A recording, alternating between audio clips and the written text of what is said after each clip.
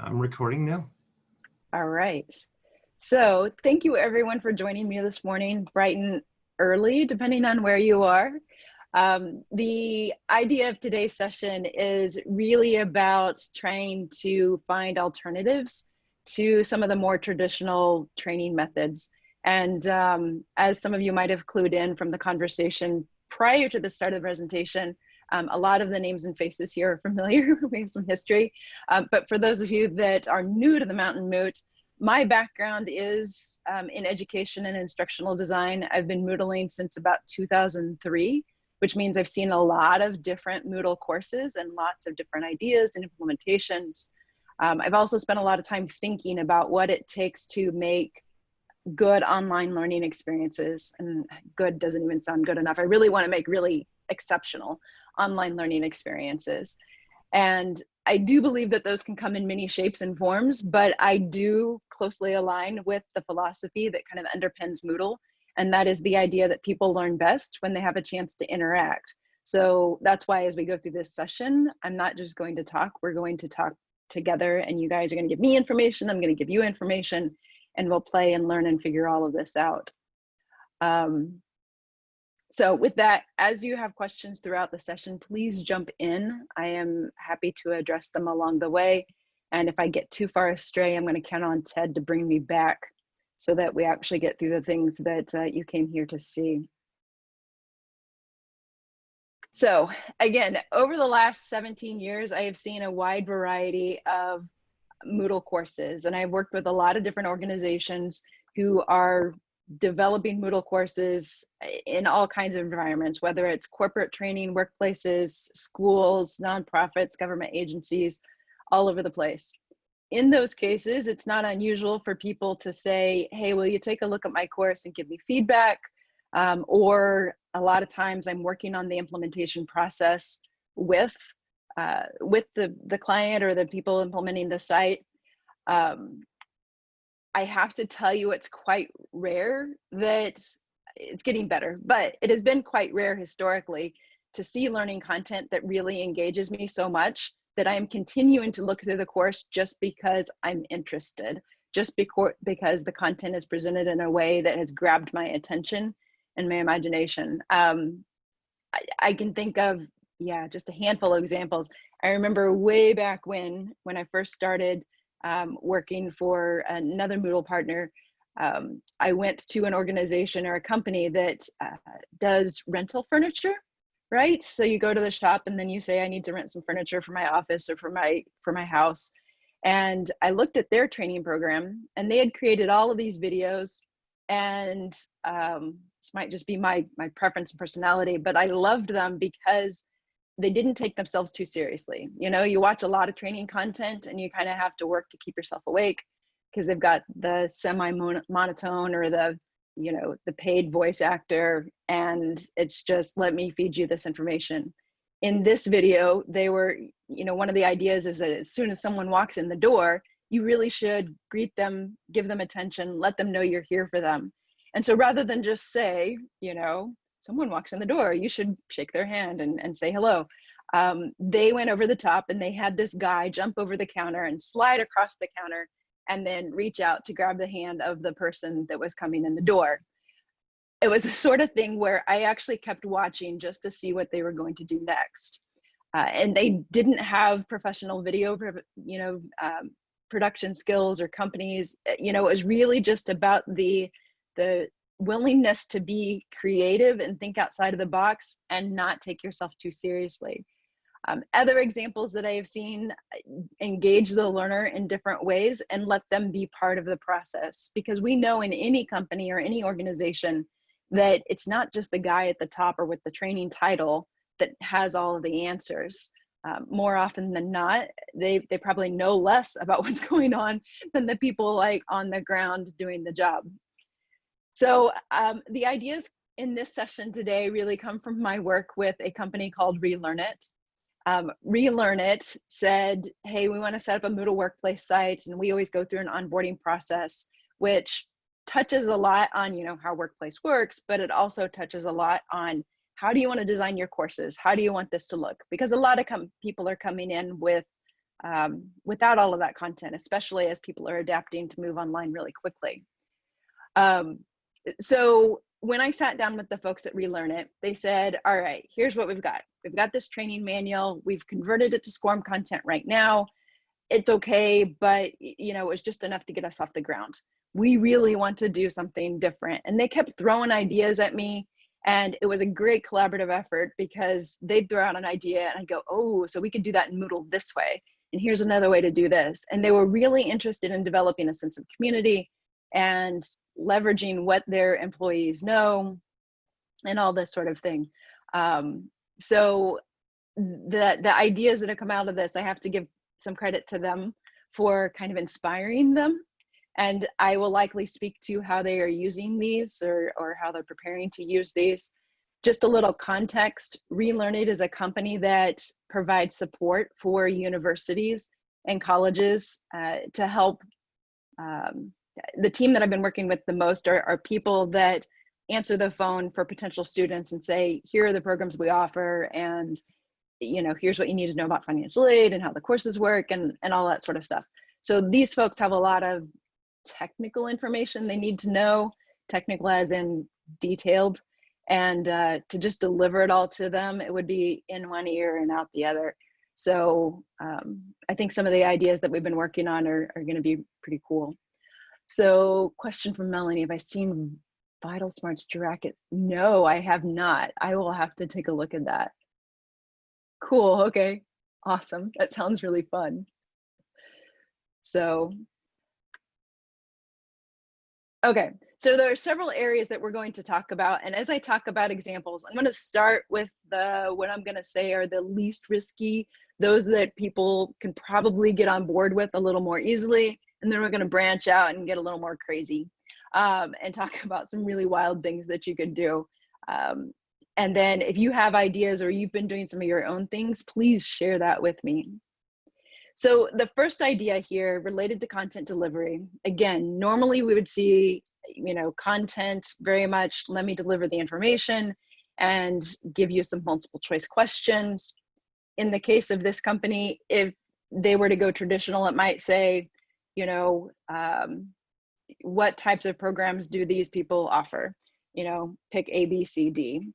That's great. They can answer the question in the moment, but that doesn't really help them too much in a phone call when they have the client on the other end that's saying, so I'm kind of interested in these kinds of things, and you have to kind of engage in a conversation because the client's not going to pick up the phone and say, can you tell me, you know, A, B, C, or D, which ones do you offer?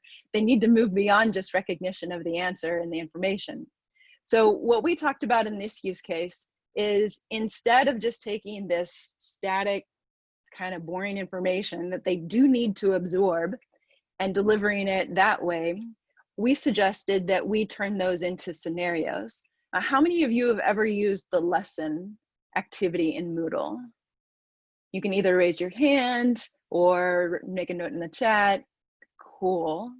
So everyone I can see on the screen at the moment, most of you have. So the lesson is awesome because you can do the content delivery, you can give the information you want, but you can ask questions along the way. So you can present a little bit of information, ask a question, present more, ask another question. It also gives you the power to say, if they pick A, go this way. If they pick B, go this way. So if people are off track, you can catch it and correct them really quickly, really early. So it's great. Where it gets even better is if you use it for kind of choose your own adventure, scenario-based kind of instruction. So in this environment, there are all kinds of situations, all kinds of phone calls that these people get that are interesting and applicable and they will likely see again. And so we talked about the idea, instead of the training team trying to come up with all of these examples, we went out to those in the work field or in the workplace and said, can you give us some scenarios? Can you tell us about an example, ask some questions, create the choose your own adventure as far as they were comfortable? And then we turned that into content for the lesson.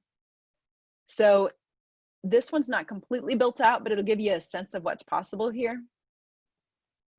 If you look in the social activities block over on the right, and we'll talk more about this course format here in a bit. There is a lesson. If you click on that lesson, I have a sample scenario page that, you know, could come from any lesson. Got some Web 2.0 lorem ipsum sample text in there. So the idea is that, you know, between the training team or the instructional designer and the person working in the field, they generate the scenario, make it as realistic as possible, put all the messy data and variables in there. And then when they present that, on every page related to that scenario, you give credit to the person that came up with the scenario. So I put the picture, and I stole Gavin's picture here. I put a link to his profile on the site. And what this does is a couple of different things. One, it gives the contributor credit. So, you know, kudos to you for sharing this scenario and taking the time and effort to do that. It also helps the learner, because if you think about a new employee in particular, they may not know very many people in the company. And oftentimes we sit them down in front of the computer all by themselves in isolation to consume this content. And it's not until like 2 weeks later, they actually start to feel like part of the company. Even if the learner is working on this in isolation, they're starting to make connections. They'll see this face, they'll see this name. And then when they have a question later on and they need to post it in Moodle, or they're posting it on Slack or reaching out to someone, they can feel like they know someone in the company, and they're developing those relationships, which helps develop a better sense of community and things like that. So in the scenario example, the learner would read the information. They could pick choice A or B. This could be a multiple choice setup as well. And this could be a really short lesson.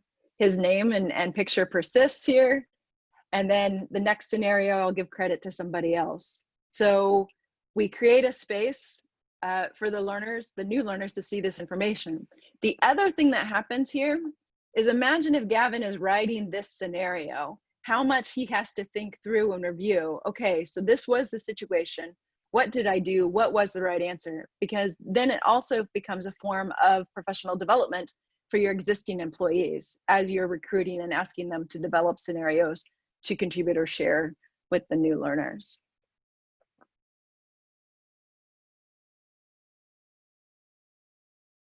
Melanie is saying the lesson doesn't look great. It is super powerful. Yes, there are some things that you can do to make the lesson look a little bit better. Let me see if I can get logged into this site here. I've seen a couple of different clients do this, but you can build into the theme. And if it doesn't work in the theme, you can do it, you know, on the lesson pages themselves. But it's much more efficient to do it in the theme. So this client said, you know, we want to do lessons, but like you, Melanie, they thought, leaves a little bit to be desired. So what they did is they had us develop in their theme here, this banner that appears across the top, and it puts the name of the lesson automatically at the top here, and then special styling for the heading of the page. So any page I create in the lesson, I don't have to know anything about how to do this and how to format it. It pops in automatically. And then there's a footer at the bottom of every page as well that has their branding. So this is a way I'd recommend, you know, if you're not in love with the look and feel, then, you know, think about changing it at the site level. So it makes your job easier, but you can still have something great. The other thing I would consider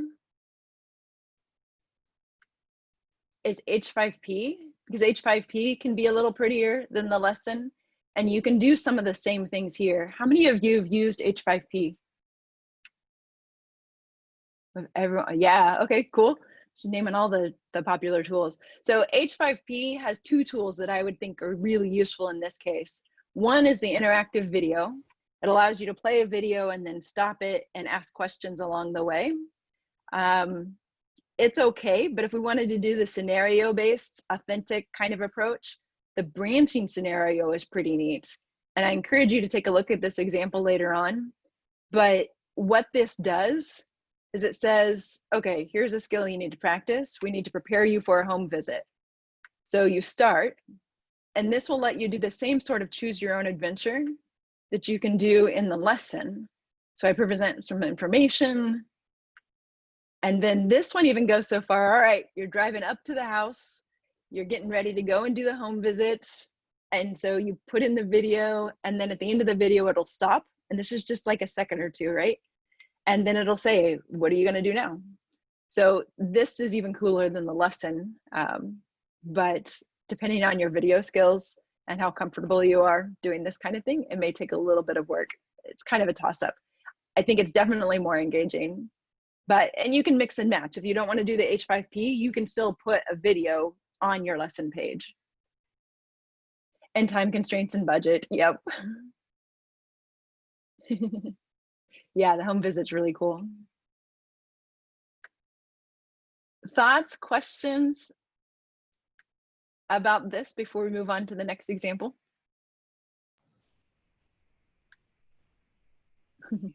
I do have, if you don't mind, something to add. Actually, the quality of the video I've found doesn't matter as much now as it does, you know, when back in the day, everything had to be professional quality and all of that. And just to let you folks know, you can do HD video and get a stabilizer and do it on your iPhone or your Android. So as long as you have basic tools to edit some of that stuff, you have high quality equipment sitting in your pocket to do some of this. With that, I will say you're exactly right. There is research now that says, you know, sometimes people find the more relatable video more engaging because it doesn't seem so cold. I would caution you though, spend a little bit of time figuring out how to do this well, right? Right. For example, we talk about cognitive load in terms of your online course. If I have 42 colors and flashing graphics and all of those kinds of things, because I don't know what I'm doing, I'm actually making that experience worse. And so if my video has this bright, crazy light behind me, or I'm standing in front of the tree that makes it look like the tree's growing out of my head, you know, there are all kinds of little things like that that can distract the learner. There are good resources online on, you know, how to make a good video, just some little things to consider. So do invest a little bit of time in considering those. But yeah, don't worry about, you know, I don't have a budget for hiring a production company or things like that. Totally a ton that you can do on your own. There are great tutorials on the basics of cinematography. I mean, that home visit was a perfect example. Yeah, it was very, GoPro on your head, man. Got it. So the next area I want to talk about is knowledge capture. So as mentioned, a lot of times the people working in the various positions have a lot of information. And, you know, our training materials cover the perfect case, which, yes, we do need to start there, and we need to provide people information to set a foundation and scaffolding on, you know, when things go right, this is what it should look like.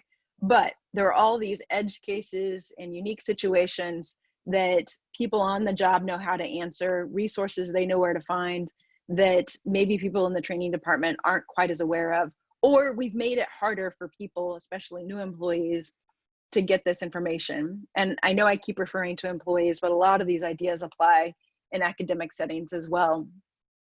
So the way that I've managed this is I create a knowledge base, and I've got an example over here we'll take a look at.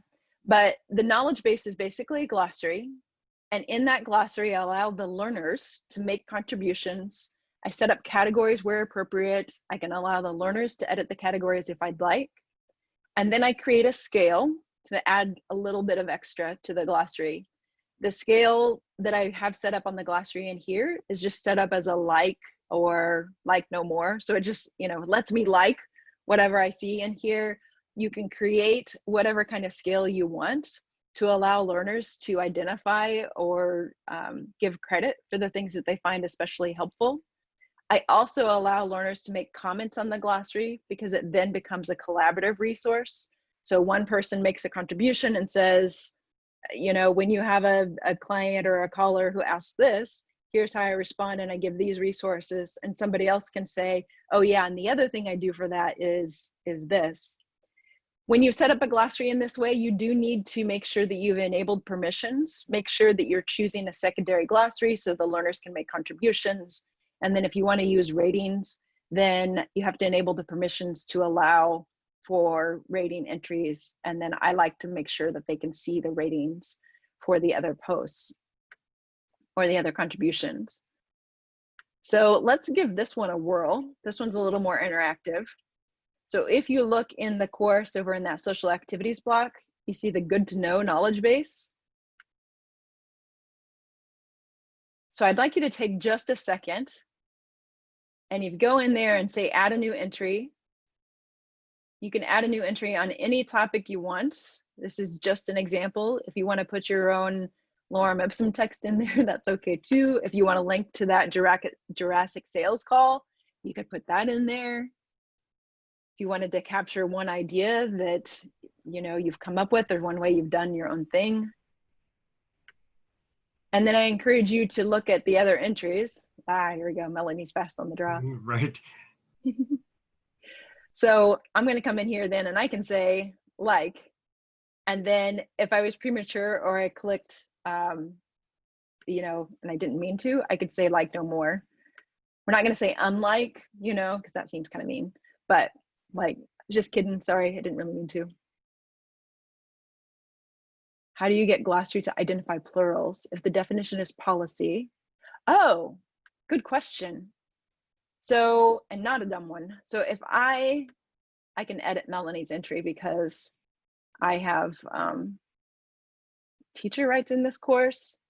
What I use a lot is keywords. So keywords will also link. So if my concept was policy, but I wanted to link to policies, then I can put that here, and then it'll also link. I feel like there's another way to do that too, but I don't recall it off the top of my head.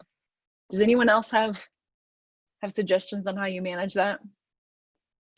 Outside of just having 2 entries now. I'll refresh my page. Yeah, both of those will show up in the search though. Yes. Yeah. So actually, let me do this. We'll confirm this. Ooh, I have Moodle lesson too. I have 3 entries. So if I were to add the keyword here, I'm going to just use your example and mess up Melanie's entry here. But, and you can be specific here too, because what happens sometimes is the other direction, that you end up linking like parts of words. So I'm going to save this. And now I think I have glossary linking turned on this site. I'm pretty sure. So let me go back to that lesson, and I'm going to add the word policies to the lesson. And I didn't even mention, but this is one of the other advantages of creating this knowledge base in a glossary, is that you can then, anytime these words or phrases are added to the content elsewhere, it automatically links. So if somebody says, oh, I posted a thing in the knowledge base somewhere about how to do this thing, and they can't remember where it is, or they don't have time to find it, if they mention it and they use either one of the keywords or can come up with the concept name, then they've still been useful to someone, without them having to go take the time to find the link or figure out where it is in SharePoint or in Google Drive. So here we go. I have the word. That can sometimes backfire on you. The auto linking. Oh, yes, it can. Yeah, go ahead. Auto linking, Mm-hmm. which we discussed yesterday in a different session. The problem is that you can sometimes end up with links where you don't want them to be. But you can prevent the auto linking on an instance by instance basis. You can also prevent the auto linking on an activity basis. So sometimes people don't want the answers in their quiz with the auto linking. So you can turn off that filter in your quizzes. But yeah, so now it just links to that entry and we have it right in the moment. Awesome, thank you. You're welcome. So let me go back to my glossary and see what else we've got here. So I believe that I set up the permissions on this to allow people to edit categories too. So if you wanted to test that out, if you went to browse by category and edit categories, it depends on how much you want to empower, the people that are in your course or in your workplace. If you feel comfortable with them taking on all of this ownership, which I think ultimately is a wonderful thing, but if the culture is still kind of evolving and they're not used to having all of that control and the power and managing those things, then you might say, all right, I'm going to manage the categories for now, kind of create some ideas and structure, and then we're going to give you that role later on and give you some ownership. And you can do that on a gradual basis. So you could say, right now I'm going to give these 4 people the ability to manage categories so that, the person in the training department doesn't have to do it. And then you could expand that out. Or you could really just wait until people ask for it, right? So you give it to a few people and you let people know, we're not trying to be restrictive, but if you want it, sure, no problem. We'll give it to you. Questions about the knowledge base or the glossary? I will mention too that the glossary, you can add all kinds of files, and you saw how the video goes with that too. So I know some people have used the glossary as a way to have this collection of tutorials. So anytime I mention that I have to do this process, so you're going to need to do this, then you have that link to the glossary that has the instructions on how to do that. So it's like right in the moment. Yes, you're right, that sometimes giving too many people the same permissions can cause friction. And that would be something that I would, you have to consider who you're giving it to and kind of how to frame that. Yeah, that was my hesitation. Yes, definitely. Because it makes me sad because some people just turn off auto linking on the site, or they don't enable it. And it's so really useful, but they don't realize that they can turn it off on an activity by activity basis. If I were to look at this quiz, for example, just a quick how-to for people that might not know where that is. If you go to the settings on that quiz and go to filters, then you can say, turn these off or on. So there's the activity names auto linking, the glossary auto linking. So on a quiz, if you've got a lot of good stuff in your glossaries and your activities, depends on if it's open book or not, right? Used a glossary to present 180 short video lessons. Oh, neat. Yeah, and then it's just a great resource. 10 or 20 videos on one page view. Cool. Nice.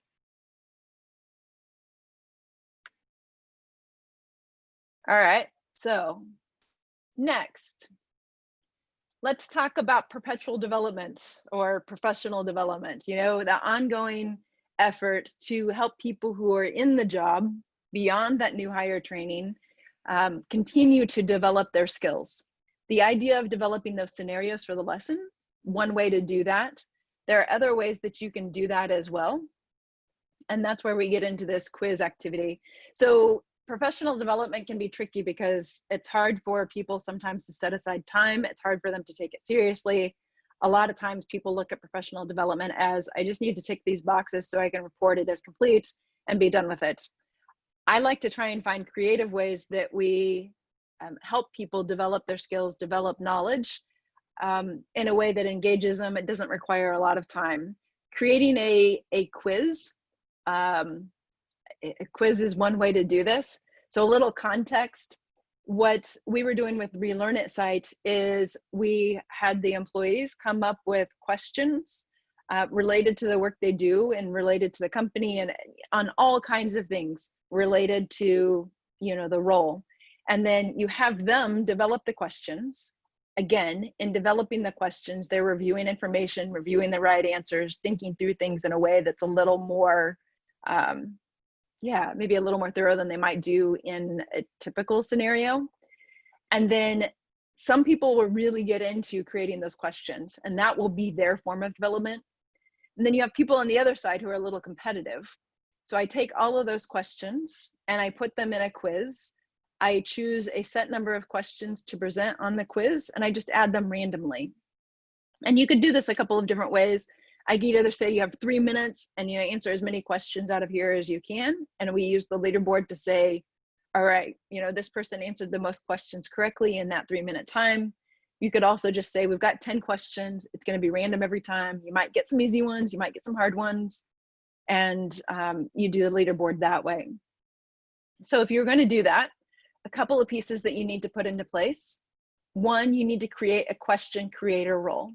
And this is a role that you would create at the site level. There is Moodle documentation on how to do this. I have also uploaded in that social activities block the role preset for the question creator role. So you can just download that, take it to your Moodle site, say add a new role and upload that preset, and there you go.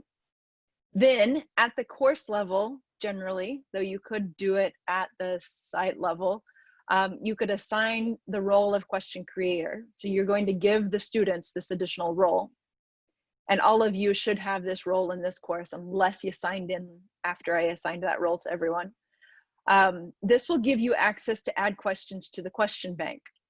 The role is defined such that you can't see any of my questions. So if I have real tests, real quizzes on there, I don't have to worry about my questions being exposed. You can also only see the questions that you've created. You can tinker with the permissions a little bit to decide what they do ultimately have access to and where their questions land. I've just taken the default configuration based on what's in the Moodle documentation, so you can see how that works. Once you have them starting to create questions, then I create a quiz. And ideally, you would probably seed that quiz with a few questions so that you have something to work with, because you want to create that synergy, that connection between creating the questions and having the quiz. And then, so I create the quiz, add the random questions, and then it's also important to have your leaderboard, which is the activity results block.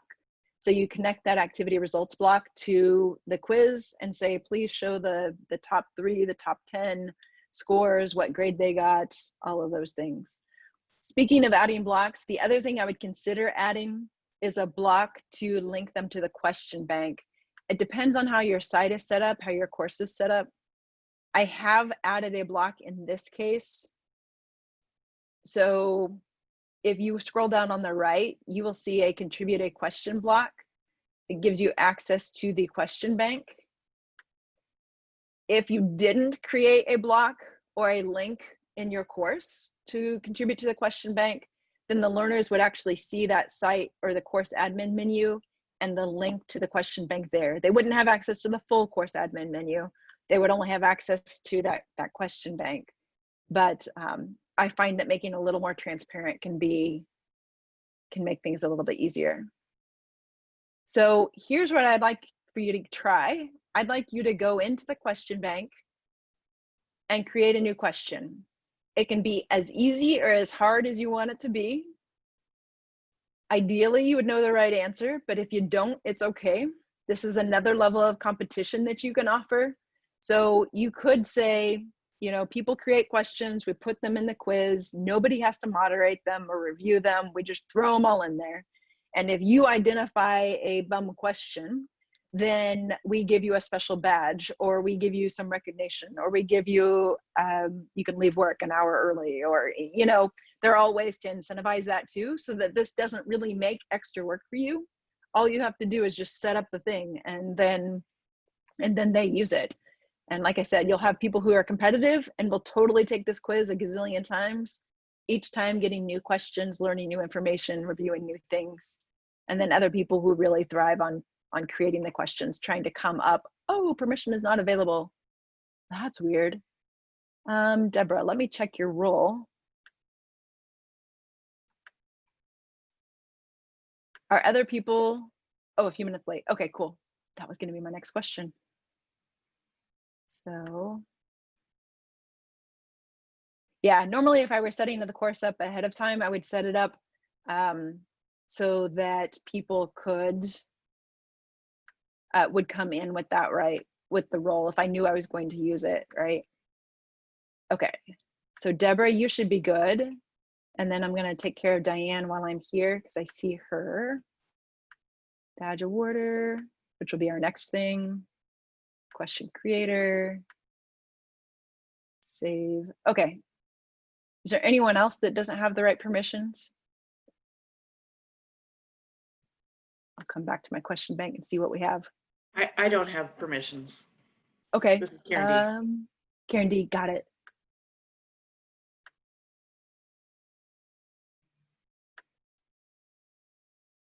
Yep, right there. So question creator, badge awarder.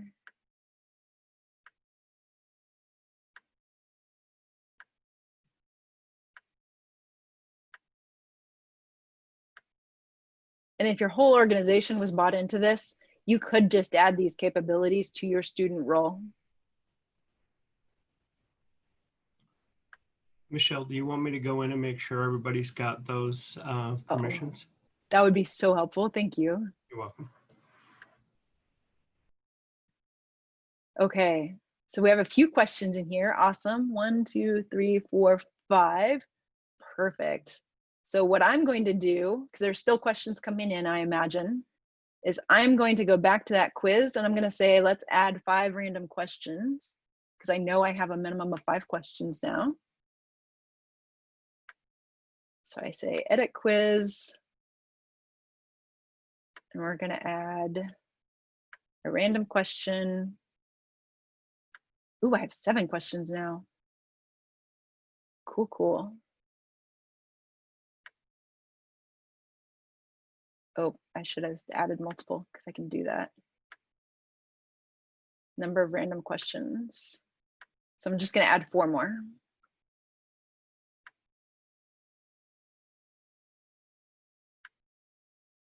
Okay, and so again, the cool thing is people are continuing to add to the question bank, and this would happen in your environment too. People always adding new questions. The other thing you can do with this too, let's say in your organization or in your course, you had an incident or a particular area of confusion, you can create your own questions, drop those in here, and know that they'll get integrated in to this collection. And you could maybe even put those in your own category and say, we're going to make sure everybody gets 5 questions also on this topic, because this is something we're really, some initiative we're really pushing in the in our company or in our course right now. All right, so once your questions are in, now take the test and see what you score. Oh, we already have 2 attempts. I'm going to see. So I have 3 minutes. With 5 questions, I probably would set it to like 1 minute. Good training should, oh, neato. I like that one. Which state has a Moodle site called the Teacher Learning Hub? Ooh, I don't know about that one. I'm gonna guess Montana. Let's see. If that answer is not beer, you're wrong. That's what I figured. Yeah. Yeah. You could also just do a complete wild card here, right? You could just say if they put anything in here, they're all right. But yeah, I want the right answer. Star Wars or Star Trek? Ooh, that's funny. Ooh. Is one of the answers yes? It's not. The mountain move. Oh, I like that question. Okay, so I'm gonna finish the attempt here. Submit all and finish. Oh, I missed 2 questions. So, and then see, we have additional learning opportunity here. Any response. Oh, okay. So here's how to do an any response on this sort of thing. If you put an asterisk in there, then an asterisk acts as a wild card. So no matter what they type, then they will get it right. So thanks. yeah. And you can do this. I love doing this like on more serious stuff too, where I really do want them to generate the answer. You can use those wildcards around text too. So if I wanted to ask the question, who is the founder of Moodle? Guy's name is Martin Duguiamas, right? and a lot of people would be hard pressed to spell Dugiamas correctly, but they might remember his name. So you could say, if they do something, so asterisk D, asterisk G, asterisk M, asterisk S, asterisk, then if they write Dugiamas, or they write Martin Dugiamas, or the creator of Moodle is Martin Dugiamas, or Martin Dugiamas is the creator of Moodle, you know, I've got asterisks at the beginning and the end to cover anything else they might write. And then I've got asterisks in the middle to help make sure that if they don't spell it correctly, they're covered. So that's one of the great ways to make these work. And I do usually start with like the correct answer first. So you start with Martin Dugiamas spelled correctly, and then you make option 2 the one with all the wild cards, so that the feedback says Martin Dugiamas is the correct answer. But cool. So anyway, so people, as they're reviewing the answers, they get to learn something there too. And now let's see who's on the leaderboard. And I would probably put this leaderboard, ooh, there we go. We have a little competition. All right, so it's up to you guys to see if you can overtake, is it Sasha? Is that how I pronounce that? Yes. Okay, cool. Just making sure. I didn't want to butcher your name. Yep. No, so yeah, great. So it'll be hard to push her out, but maybe you can get up there right even. Anyway, and then you can also do this by groups too. So if you wanted to say, we're going to compete by department, you could have a leaderboard that presents by department or by group. Yes, or you get really good with the wild cards, Melanie. Yeah. And you're right, the lesson short answer lets you do that wild card thing too. Yep. Quick question. I noticed I was taking the quiz while you were taking the quiz, and we have different answers. Is that how random works? It's going to spit out different questions to different folks? Yes. So every time I go to take this quiz, I will get a different set of questions. Cool. And it'll pull from that bank. And so as that bank grows, then there'll be more questions to choose from. Let me make sure I allowed unlimited attempts on this. Because I may have overlooked that. Let's see, attempts allowed unlimited, and it's gonna grade your highest grade. So if I wanted to make this a little more competitive, if I were to say, put it at the last attempt, so the most recent attempt, then what that would do is, let's say that Sasha were to take it again and she doesn't get 100% because she got some harder questions, or you know, something like that, it would actually push her down. So I don't know which way would be the best way to do that in terms of incentive, right? Like what's going to give her the best incentive to go back? I'm not sure, but once you're the leader, you'd only go back if you were knocked off. Yeah, and if you're at 100%, that's going to be tough. So I think, yeah, you put in a pool of questions in the beginning, you make the time limit really short, or the number, yeah, or make sure you have some tough questions in there so it's hard to get 100%. And then, yeah, people keep climbing to try and get to the top. And yeah, Sasha, the questions can be in a random order as well. So, all right, I realize I have just a couple of minutes left here, so I'm gonna, oh, cool, Melanie's talking about question banks tomorrow. All right, so the last thing I want to share with you, and this was probably the most interesting idea that they had come up with that I had not considered before. Ooh, actually, I'm going to skip over this one. So the social format course puts your discussion forum front and center. So kind of like a, you know, a Moodle.org community inside your course. That's how this course is set up. So you've kind of seen how that works. But I want to talk about the badge awarder. So this organization said we really have these founding principles, these ideas about, you know, the way we work, and they wanted to allow the employees to recognize each other for exemplifying those traits. So what they suggested is they said we want to allow the learners to give badges to each other. And as I said, this was completely novel to me. I was like, you know, I've never thought about that before, but it is possible. So what you need to do, and if I were going to take this all the way out, we would create the badges together, right? As an organization, I would say, okay, what badges do we want to create? create the badges, create the badge awarder role. I also have that backed up as a preset that you can download and put on your site. Assign the role at the course level or at the site level, depending on which way you want to go. And then I find it easiest to create a block or some link somewhere that allows people direct access to award those badges. So, for example, if I were to click on Best Questions Ever here, this would let me award the Best Questions Ever badge to anyone I wanted to award it to. Now, you might consider, do you want some sort of communication to go along with that? If so, perhaps you create an activity that says, that facilitates or captures that communication. Maybe you ask people to post to the forum, or a glossary, a recognition glossary. And so in order to award the badge, you have to post to this glossary before you have access to the badge awarder interface.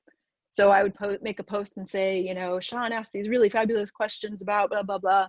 And it was really helpful, really insightful. And then I award them the badge. So you can create restrictions so that people aren't just going, oh, I really like Sophie a lot, so I'm just going to give Sophie like 4 badges. And then if you wanted to allow people to be awarded badges more than once, you could set the time frame on those to be pretty short rather than unlimited.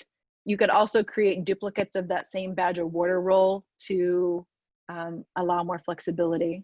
But yeah, so if I were to look at Sean's profile now, so feel free to go ahead and award some badges. So you see how that works. And then the people that you're awarding badges to will receive a notification that says you've received a badge. So they'll get a message. And then those will always show up on their profile. You might also go with the latest badges block so they can see. So look, so Sean has now the Best Questions Ever badge from the Mountain Moots. And everybody should have permission to do that, Michelle.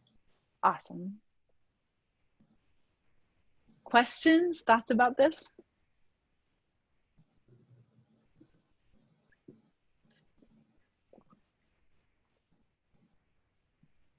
Who made the Star Wars question? Because that's who I'm going to give my badge to.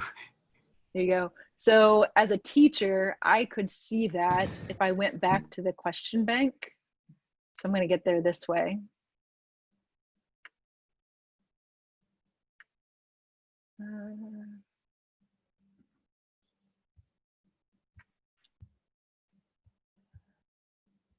So Star Wars or Star Trek, that question came from Corey.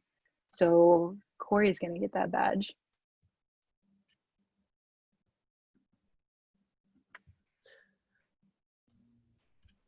Awesome. All right. If you have any other questions, you want to talk about some of these ideas more, let me know. You can reach me at michelle@mylearningconsultants.com. I will also be in the My Learning Consultants booth off and on. My colleague, Jeff Hammonds, will also be there. I know that there's a window from 3:30 to 4:30 this afternoon for people to go to vendor sessions. So if you go there, you can visit him in person. If you need more information about how to do these things, I'm happy to answer those questions. I also wanted to let you know that there is a backup of this entire course. So if there's any bit of this and you wanted to see, well, how did I set up that glossary or how did I set up that quiz? You can use this backup, restore it on your own site and steal the parts you like. If you make improvements, please send them back to me so I can see them. I want to check them out. And then before you go, pretty please fill out the session evaluation so that this is my first time doing this session. So I'm interested in feedback, always looking for ways to improve. So, and if you have nothing else, then have a wonderful day. And I look forward to seeing you in other sessions. And Thank you, Sasha. I am going to stop the recording now unless people want their questions saved. Thank you. That was great. Thanks.